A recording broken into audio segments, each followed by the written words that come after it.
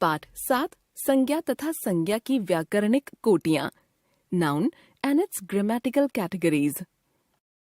संज्ञा नाउन। रघु, देखो इस फोटो में दादाजी मेरे छोटे भाई सुकेतु के साथ मुन्नार के चाय बागान में घूम रहे हैं। रमैया, पिछली बार हम भी कोच्चि के समुद्री तट पर घूमने गए थे। समुद्र के किनारे बालू का घर बनाने में बड़ा आनंद आया था। सुबह सूरज उगते समय और शाम को छिपते समय समुद्र का सौंदर्य देखने योग्य था। बच्चों, आपने देखा कि ऊपर के वाक्यों में रंगीन पद किसी न किसी के नाम हैं। ये नाम शब्द ही संज्ञा कहलाते हैं।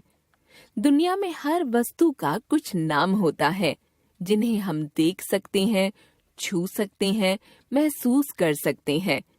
ये संज्ञाएं हैं। अतः हम कह सकते हैं किसी व्यक्ति, वस्तु, स्थान या भाव के नाम का बोध कराने वाले शब्दों को संज्ञा कहते हैं। संज्ञा के भेद। संज्ञा के 3 भेद होते हैं। संज्ञा व्यक्तिवाचक, जातिवाचक, भाववाचक। एक व्यक्तिवाचक संज्ञा, जिस संज्ञा शब्द से किसी विशेष व्यक्ति, वस्तु या स्थान का बोध हो, उसे व्यक्तिवाचक संज्ञा कहते हैं।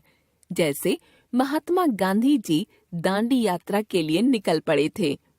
हिमालय, गंगा, यमुना, दिल्ली, नोएडा, सविता, अनूप, रघु, सोनिया, विकास, चंद्र, सूर्य, पृथ्वी आदि व्यक्तिवाचक संज्ञाएं हैं। प्रायः व्यक्तिवाचक संज्ञा का बहुवचन रूप नहीं होता। 2 जातिवाचक संज्ञा, जिस संज्ञा शब्द से एक का नहीं अपितु संपूर्ण जाति का बोध हो, उसे जातिवाचक संज्ञा कहते हैं। यह एक पुस्तक है, फूल खिला है। पुस्तक, उद्यान, फूल, नगर, गांव, बाजार, नदी, पर्वत आदि जातिवाचक संज्ञाएं हैं। इस प्रकार ये संपूर्ण जाति या वर्ग के लिए प्रयुक्त होते हैं, अतः बहुवचन में भी प्रयुक्त होते हैं। विशेष स्थिति या संदर्भ में इनका प्रयोग व्यक्तिवाचक संज्ञा के रूप में भी होता है।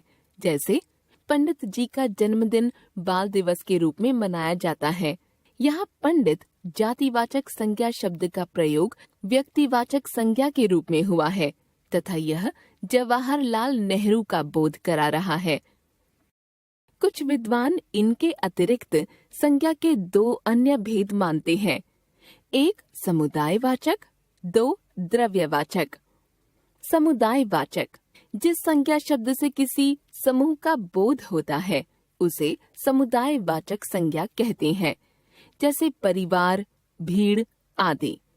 द्रव्यवाचक, जिस संज्ञा शब्द से किसी पदार्थ का बोध होता है, उसे द्रव्यवाचक संज्ञा कहते हैं।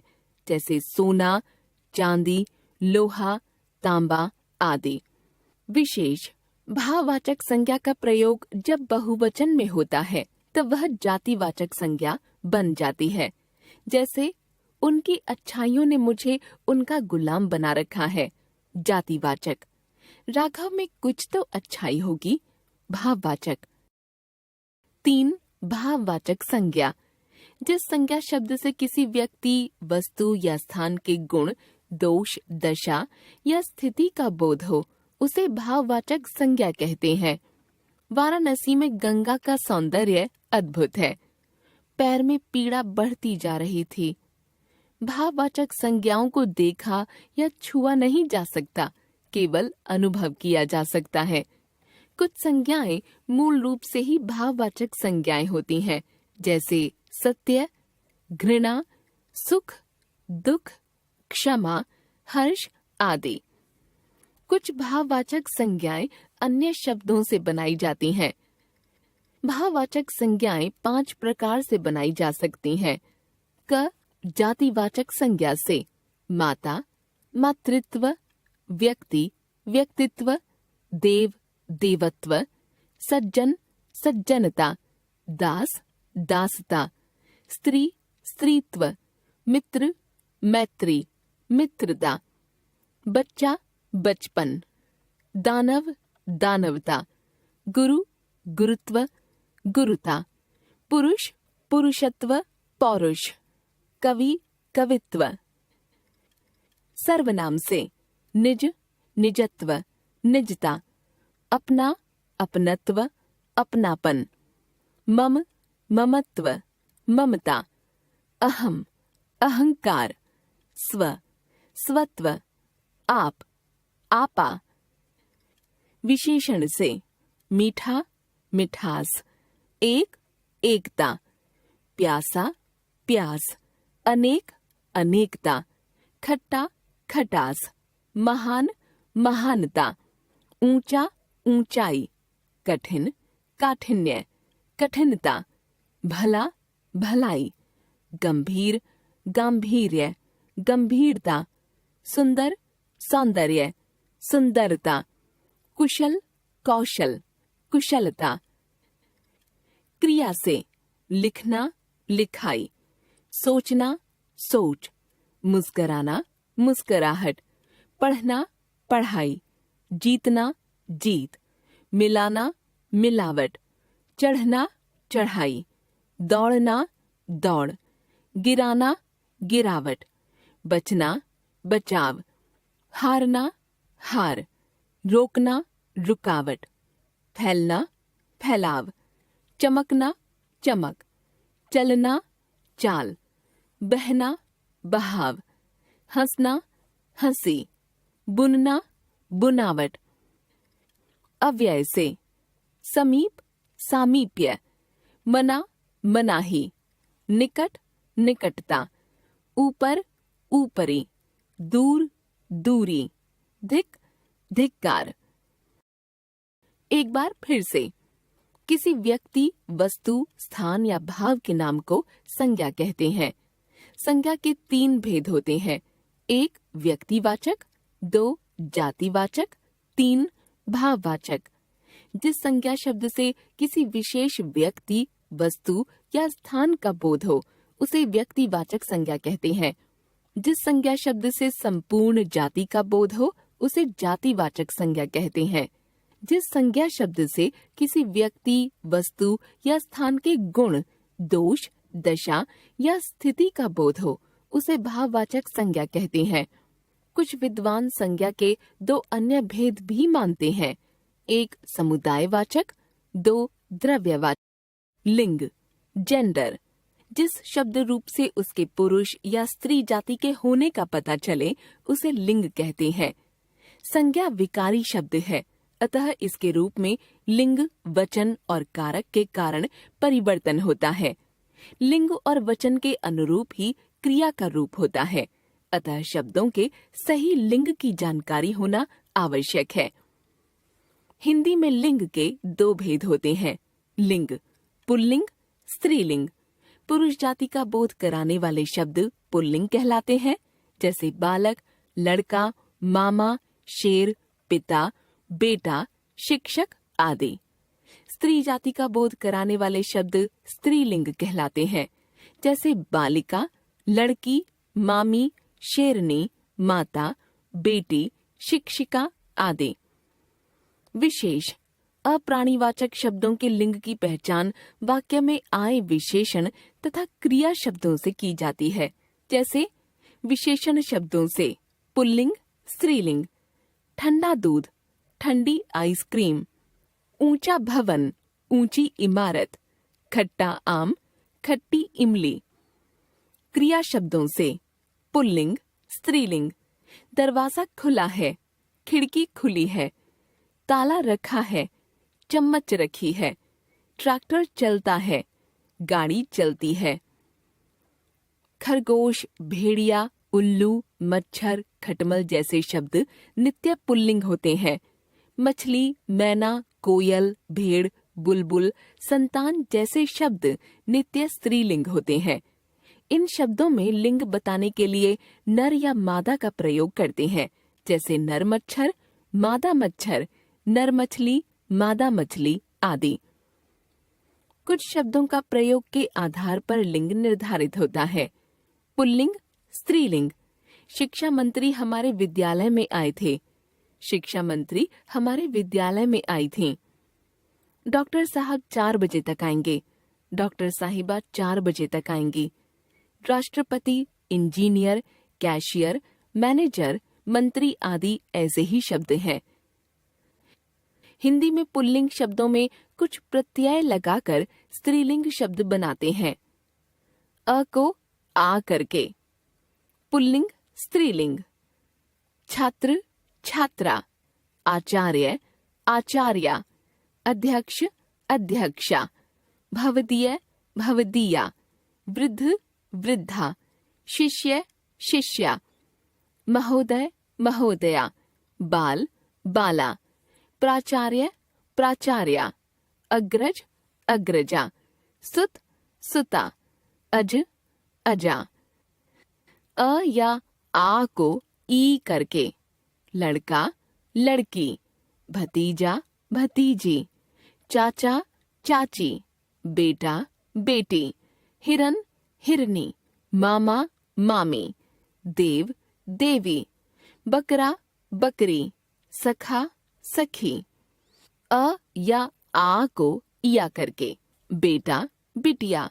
बूढ़ा, बुढ़िया। डिब्बा, डिबिया। गुड्डा, गुड़िया। चूहा, चूहिया।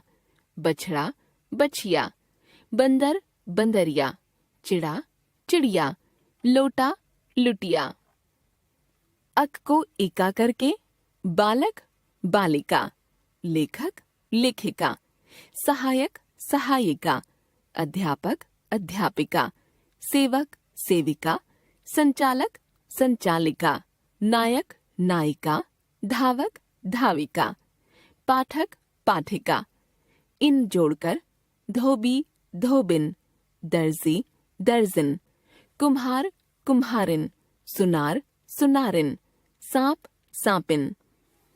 नाग, नागिन। माली, मालिन। तेली, तेलिन। मालिक, मालिकिन। आइन जोड़कर पंडित, पंडिताइन। लाला, ललाइन। हलवाई, हलवाइन। बाबू, बबुआइन। ठाकुर, ठकुराइन। चौबे, चौबाइन। आनी या आणी जोड़कर नौकर, नौकरानी। सेठ, सेठानी। क्षत्रिय, क्षत्राणी। देवर, देवरानी। भव, भवानी। इंद्र, इंद्राणी। जेठ, जेठानी। रुद्र, रुद्राणी। राजपूत, राजपूतानी। वती या मती करके, बलवान, बलवती। भाग्यवान, भाग्यवती। शक्तिमान, शक्तिमती। धनवान, धनवती। गुणवान, गुणवती। बुद्धिमान, बुद्धिमती।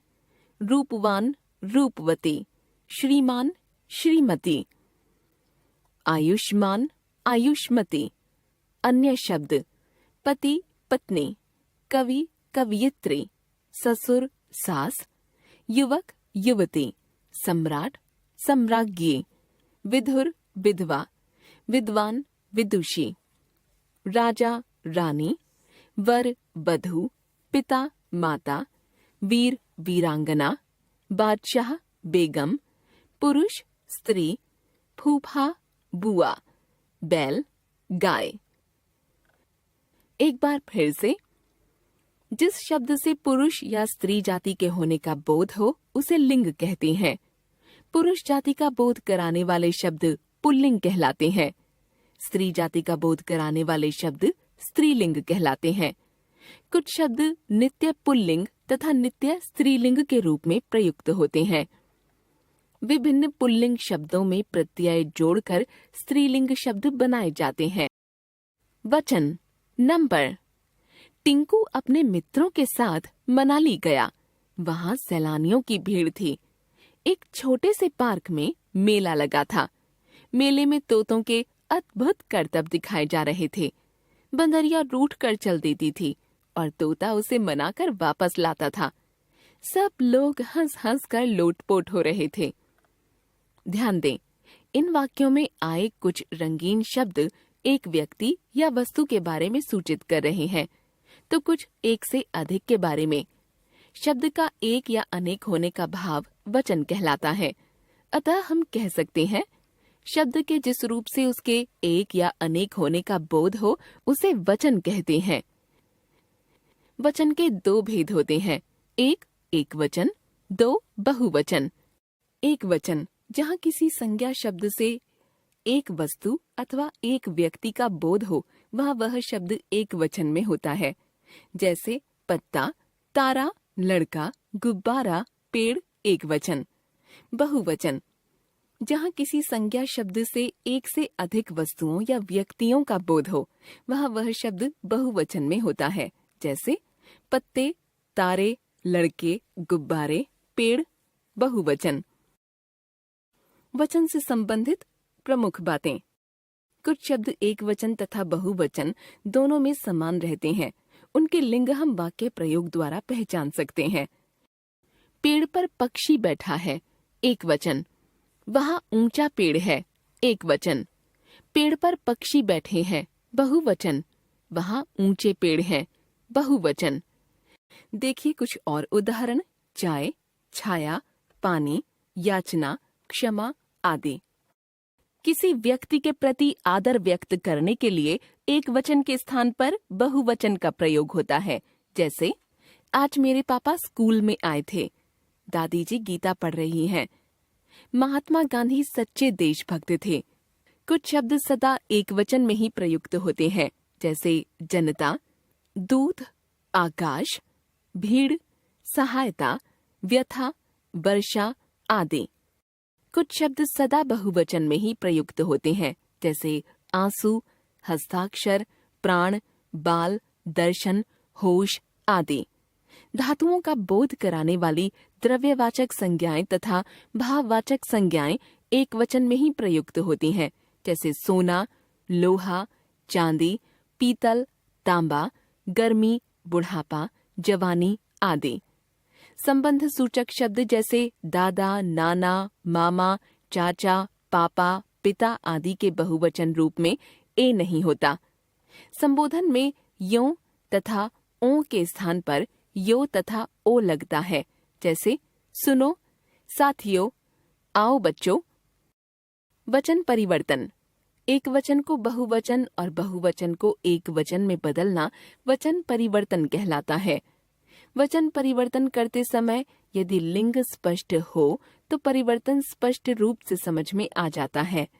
यदि पुल्लिंग शब्दों के अंत में आ हो तो ए हो जाता है। एक वचन, बहुवचन। बेटा, बेटे, बच्चा, बच्चे, पत्ता, पत्ते, घोड़ा, घोड़े, गुब्बारा, गुब्बारे, पंखा, पंखे, कपड़ा, कपड़े, जूता, जूते, ताला, ताले, कीड़ा, कीड़े। अ अंत वाले शब्दों में ए हो जाता है। आँख, आँखें, रात, रातें, पुस्तक, पुस्तकें, गेंद, गेंदें, बहन, बहनें, मेज, मेजें, औरत, औरतें, सड़क, सड़कें, बात, बातें, किताब, किताबें, झील, झीलें, दीवार, दीवारें। आ, ऊ औ के बाद ए जोड़ते हैं। इसमें ऊ का ऊ कर दिया जाता है। शिला, शिलाएं, कविता, कविताएं, वस्तु, वस्तुएं, शाखा, शाखाएं, कन्या, कन्याएं, वधू, वधुएं, शिखा, शिखाएं, माला, मालाएं, धेनु, धेनुएं, लता, लताएं, सेना, सेनाएं, बहू, बहुएं, महिला, महिलाएं, बालिका, बालिकाएं, गौ, गौएं। ई के बाद या जोड़ते हैं। इसमें ई का ई कर दिया जाता है। साड़ी, साड़ियां, विधि, विधियां, नारी, नारियां, नीति, नीतियां, स्त्री, स्त्रियां, तिथि, तिथियां, लड़की, लड़कियां, जाति, जातियां, लकड़ी, लकड़ियां, देवी, देवियां, मूर्ति, मूर्तियां, मछली, मछलियां।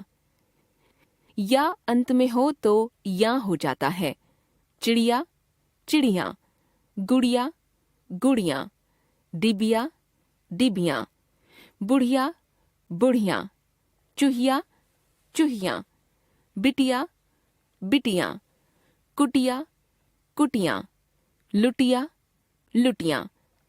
कुछ शब्दों के अंत में विशेष शब्द जैसे गण, वर्ग, वृंद, जन, लोग आदि जोड़कर वचन परिवर्तन किया जाता है।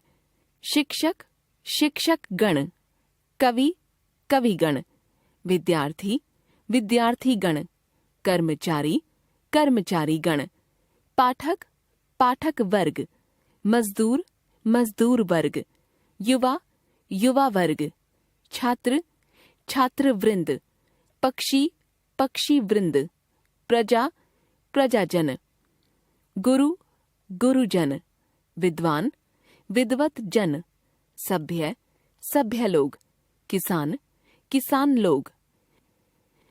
एक बार फिर से, एक के लिए एक वचन और एक से अधिक के लिए बहुवचन का प्रयोग किया जाता है। कुछ शब्द सदा एक वचन में ही प्रयुक्त होते हैं, जैसे जनता, आकाश, पानी आदि। कुछ शब्द हमेशा बहुवचन में ही प्रयुक्त होते हैं, जैसे प्राण, हस्ताक्षर आदि। द्रव्यवाचक संज्ञाएं तथा भाववाचक संज्ञाएं एक वचन में प्रयुक्त होती हैं। कारक, केस, जंगल मोर नाचा, मोर सांप शत्रु मानता है, मोर सांप शिकार कुशलता किया। क्या ये वाक्य पढ़कर बातें स्पष्ट हुई? नहीं ना? इन वाक्यों को यदि इस प्रकार लिखें, जंगल में मोर नाचा, मोर सांप को शत्रु मानता है, मोर ने सांप का शिकार कुशलता से किया। इन वाक्यों में, को, ने, का, से अंशों को जोड़ने पर ये सभी वाक्य ठीक लगने लगे हैं और उनका अर्थ भी स्पष्ट हो रहा है। ने, से, को आदि को व्याकरण में परसर्ग या कारकीय चिन्ह कहते हैं।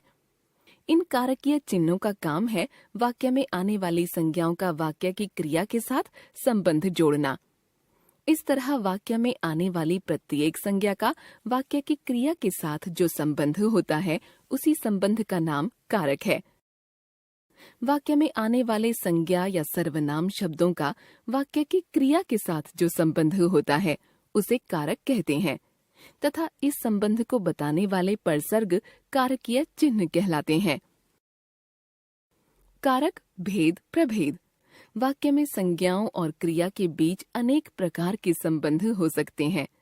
इन्हीं संबंधों को ध्यान में रखकर कारकों के निम्नलिखित भेद किए जाते हैं। कर्ता कारक, कारकीय चिन्ह शून्य, ने। वाक्य में प्रयुक्त जो संज्ञा या सर्वनाम क्रिया को पूरा करने का कार्य करते हैं, वे कर्ता कारक में होते हैं। देखिए उदाहरण, लड़की सिलाई कर रही है, माँ पूजा कर रही है, पिताजी ने नाश्ता कर लिया, धोबी ने कपड़े नहीं धोए। कर्म कारक, कारकीय चिन्ह शून्य, को। वाक्य की जिस संज्ञा पर क्रिया का फल या प्रभाव पड़ता है, वह संज्ञा कर्म कारक में होती है। देखिए उदाहरण, माला ने किताब खरीदी, बच्चों ने खाना नहीं खाया, लोगों ने चोर को पकड़ा, मजदूरों ने मकान को गिरा दिया। करण कारक, कारकीय चिन्ह से। करण शब्द का अर्थ है साधन, इंस्ट्रूमेंट। वाक्य में जो संज्ञा क्रिया को पूरा करने में साधन का कार्य करती है, वह करण कारक में होती है। जैसे, माँ ने बेलने से रोटी बनाई, बच्चे ने कुत्ते को डंडे से मारा, उसने कागज से नाव बनाई, माली ने खुरपी से घास काटी। संप्रदान कारक, कारकीय चिन्ह के लिए, को। वाक्य की क्रिया जिस संज्ञा के लिए घटित होती है, वह संज्ञा संप्रदान कारक में कही जाती है। जैसे, माँ ने पुत्र को उपहार दिया, अध्यापिका ने छात्रों को पुरस्कार दिए, तुम विकास के लिए दूध गर्म करो, चाची ने पापा के लिए चाय बनाई। अपादान कारक, कारकीय चिन्ह से, अलग होने के अर्थ में। वाक्य की क्रिया के द्वारा जब किसी एक संज्ञा से दूसरी संज्ञा के अलग होने का भाव प्रकट होता है, तो वह संज्ञा अपादान कारक में कही जाती है। जैसे, वह छत से नीचे कूदा, वह कार से बाहर निकली, वह अचानक नदी से बाहर आ गई, पेड़ से आम टूटकर नीचे गिरा। अधिकरण कारक, कारकीय चिन्ह में, पर, ऊपर, के ऊपर, आदि। क्रिया जिस स्थान पर घटित होती है उस स्थान को बताने वाली संज्ञा अधिकरण कारक में होती है। जैसे किताब मेज पर है, वाक्य में मेज संज्ञा किताब के रखने का आधार है, अतः यहाँ संज्ञा मेज अधिकरण कारक में है तथा क्रिया के साथ उसके इस संबंध को बताने वाला कारकीय चिन्ह है पर। अन्य उदाहरण, बच्चे छत पर खेल रहे हैं, बिल्ली अलमारी के ऊपर है, चोर जेल में है, बच्चे कक्षा में बैठे हैं। संबंध कारक, कारकीय चिन्ह का, के, की, रा, रे, री। जहाँ किसी संज्ञा या सर्वनाम का किसी दूसरी संज्ञा या सर्वनाम के साथ संबंध दिखाया जाता है वहाँ वे संज्ञा या सर्वनाम शब्द संबंध कारक में होते हैं। जैसे माँ ने सिल्क की साड़ी खरीदी, वाक्य में सिल्क तथा साड़ी दोनों संज्ञाओं के बीच के संबंध को की परसर्ग से दिखाया गया है। यहाँ संज्ञा सिल्क दूसरी संज्ञा साड़ी के साथ संबंध कारक में है। यह पापा का कमरा है, दीदी ने चांदी की बालियां खरीदी, मेरे पिताजी बाजार गए हैं, तुम्हारा दोस्त कहाँ रहता है। संबोधन कारक, कारकीय चिन्ह हे, रे, अरे, ओ। जब वक्ता किसी संज्ञा को संबोधित करता है या उसका ध्यान आकर्षित करता है तो वह संज्ञा संबोधन कारक में होती है। संबोधित संज्ञा से पहले प्रायः हे, रे, अरे आदि विस्मयादि सूचक शब्द लगाए जाते हैं। जैसे हे भगवान दया करो, अरे भाई मेरी मदद करो, ए लड़के यहाँ मत बैठ, बहन जी मेरे साथ चलिए। कर्म कारक और संप्रदान कारक में अंतर। कर्म और संप्रदान दोनों कारकों में को विभक्ति का प्रयोग होता है, किंतु इसके भाव में भिन्नता होती है। कर्म कारक में जिस शब्द के साथ को जुड़ता है उस पर क्रिया के व्यापार का फल पड़ता है। जैसे बंदर ने अपने बच्चे को पकड़ रखा है, इसमें किसको पकड़ रखा है? अपने बच्चे को, यह कर्म है। जहाँ तक संप्रदान कारक की बात है, संप्रदान कारक में प्रयुक्त को का अर्थ के लिए या के वास्ते होता है। संप्रदान कारक में किसी को कुछ देने या किसी के लिए कुछ काम करने का बोध होता है। जैसे गरीबों को दान दिया करो, कुछ किताबें बच्चों को दे दो। करण कारक और अपादान कारक में अंतर। दोनों कारक में से विभक्ति चिन्ह का प्रयोग होता है, पर क्रिया का भाव समझकर निर्णय लेना चाहिए। जैसे बालक ने बैट से गेंद मारी, मारना क्रिया का संपादन किस साधन से हुआ? बैट से, यह करण कारक है। बालिका गाड़ी से विद्यालय गई, यहाँ जाना क्रिया किस साधन से की गई? गाड़ी से, यह करण कारक है। इस तरह करण कारक का से सहायक साधन का सूचक है, जबकि अपादान कारक में से अलगाव का सूचक होता है। जैसे रोहन छत से नीचे आया, वृक्ष से पत्ते गिर रहे हैं। आइए इस तालिका को ध्यान से पढ़ें और समझें। विहान ने खाना खाया, कर्ता कारक। विहान खाने को चबा चबा कर खाता है, कर्म कारक।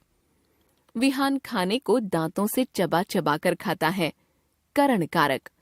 विहान अच्छे स्वास्थ्य के लिए खाने को चबाता है, संप्रदान कारक।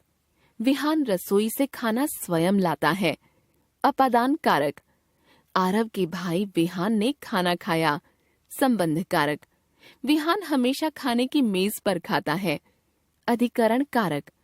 अरे विहान आओ कुछ बातें करें, संबोधन कारक। एक बार फिर से, संज्ञा सर्वनाम का क्रियापद के साथ संबंध बताने वाले शब्द कारक कहलाते हैं। कारक के 8 भेद हैं: कर्ता, कर्म, करण, संप्रदान, अपादान, संबंध, अधिकरण, संबोधन।